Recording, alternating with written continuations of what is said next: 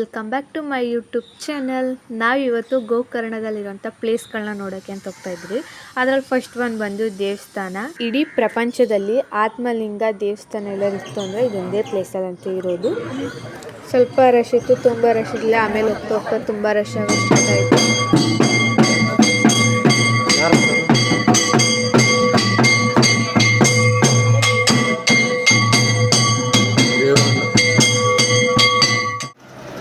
ನಿಜ ಹೇಳಬೇಕು ಅಂದರೆ ನಾನು ಅದು ದೇವ್ರು ಬರ್ತೈತೆ ಅಂತ ವೀಡಿಯೋ ಮಾಡ್ಕೊತಾ ಇದ್ದೆ. ಬಟ್ ಅಲ್ಲಿ ದೇವ್ರು ಬರಲಿಲ್ಲ. ಅವ್ರು ಪೂಜೆನೂ ಇತ್ತು, ಪೂಜೆ ಮಾಡ್ತಾಯಿದ್ರು. ಸೊ ಒಳಗಡೆ ಎಂಟ್ರಿ ಆಗ್ತಾರೆ ಹಂಗೆ ಫೋಟೋ ವೀಡಿಯೋಸ್ ತೆಗಿಯಂಗಿಲ್ಲ ಅಂತ ಹೇಳಿದ್ರು. ಸೊ ನಾವು ಸ್ವಲ್ಪ ತೊಗೊಂಡು ವಾಪಸ್ ಬಂದು ನೆಕ್ಸ್ಟು ಅಲ್ಲೇ ಮಹಾಗಣಪತಿ ದೇವಸ್ಥಾನ ಇತ್ತು, ಅಲ್ಲಿಗೆ ಹೋದು. ಅಲ್ಲಿಂದ ನೆಕ್ಸ್ಟು ನಾವು ಕುಡ್ಲೆ ಬೀಚಿಗೆ ಎಂಟ್ರ್ ಆದೋ. ಕುಡ್ಲೆ ಬೀಚು ನೋಡೋಣ ಅಂತ ಹೋಗ್ತಾ ಇದ್ದೋ. ನಾನು, ನನ್ನ ಹಸ್ಬೆಂಡ್ ಮತ್ತು ನನ್ನ ಅಮ್ಮ ಅಂದರೆ ನನ್ನ ಅತ್ತೆ, ನಮ್ಮ ಪಾಪು ಹೋಗ್ತಾ ಇದ್ದೋ.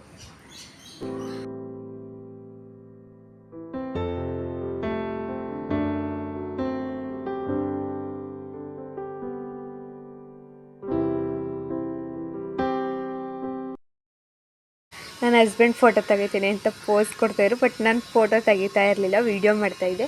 ಸೊ ಹಾಗೆ ಕೆಳಗಡೆ ಹೋಗ್ತಾ ನೋಡ್ತಾ ಇದ್ದೋ. ಸೊ ಎಂಟ್ರಿ ಆದೋ ಬೀಚ್ ಹತ್ರ.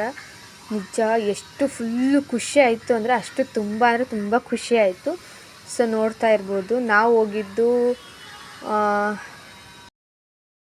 ಹುಣ್ಣಿಮೆ ಹಿಂದಿನ ದಿನ ಆಗಿದ್ದರಿಂದ ಅಲೆಗಳೆಲ್ಲ ತುಂಬ ಜೋರಾಗಿತ್ತು. ಸೊ ಯಾರನ್ನು ನೀರಲ್ಲಿ ಆಟಾಡೋಕ್ಕೆ ಬಿಡ್ತಾ ಇರಲಿಲ್ಲ. ಸೊ ಎಲ್ಲ ದಡದ ಹತ್ರನೇ ನಿಂತು ಫೋಟೋಸ್ ವೀಡಿಯೋಸ್ ತೊಗೊತಾಯಿದ್ರು.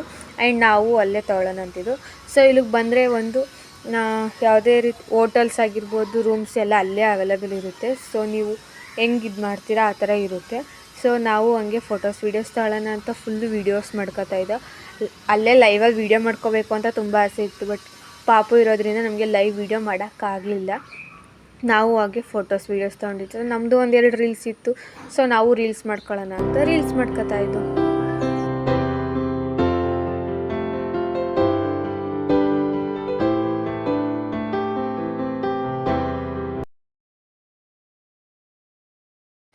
ಬೀಚಲ್ಲಿ ಫೋಟೋಸ್ ವೀಡಿಯೋಸ್ ಎಲ್ಲ ಮುಗಿಸಿ ನಾವು ನೆಕ್ಸ್ಟು ತಿಂಡಿಗೆ ಹೋಗೋಣ ಅಂತ ಮಾತಾಡಿಕೊಂಡು ಆ್ಯಂಡ್ ತಿಂಡಿಗೆ ಹೋದೋ. ನೆಕ್ಸ್ಟು ನಾವು ಎಲ್ಲಿಗೆ ಹೋದೋ, ಏನು ಮಾಡ್ದೋ, ಯಾವ ಪ್ಲೇಸ್ಗೆ ಹೋದೋ ಅಂತ ಹೇಳ್ತೀನಿ.